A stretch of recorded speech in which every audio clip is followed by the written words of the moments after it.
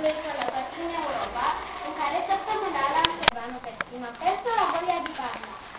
Ma proprio quando ormai ognuna di loro si era rassegnata a rimanere chiusa dentro la scatola per sempre, un giorno un bambino impegnato a fare un disegno si accorse che aveva finito i suoi colori.